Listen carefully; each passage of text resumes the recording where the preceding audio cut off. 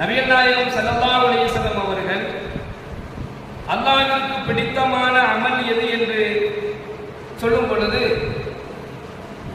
ஸல்லல்லாஹு அலைஹி வஸல்லம் அவர்கள் சொல்லி காண்பிக்கின்றார்கள், நீங்கள் குறைவாக செய்தாலும் அதை நிறைவாகவும் நிரந்தரமாகவும் நீங்கள் எந்த அமலை செய்து வருகின்றீர்களோ அஹப்ப இலல்லாஹ், இதுதான் அல்லாஹ்விற்கு மிகவும் பிடித்தமான ஒரு அமல் என்பதாக பெருமானார் ஸல்லல்லாஹு அலைஹி வஸல்லம் சொல்லி காண்பிக்கின்றார்கள்.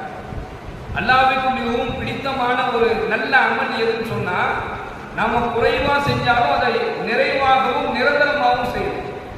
ஒரு அமலை நிரந்தரமா செஞ்சுக்கிட்டே இருக்கும். ஒரு நல்ல ஒரு காரியத்தை, ஒரு நல்ல செயலை, உதாரணமா தினமும் காலையில நான் என்ன செஞ்சிருவேன், தஸ்பீஹ் ஓதிக்கிட்டே இருப்பேன். அதை நான் ஒரு காலம் நான் விட்டதில்லை. இல்லைன்னா தினமும் காலையில அல்லது தினமும் இரவு நேரத்துல தூங்குறதுக்கு முன்னாடி நான் திக்ரு செய்யாம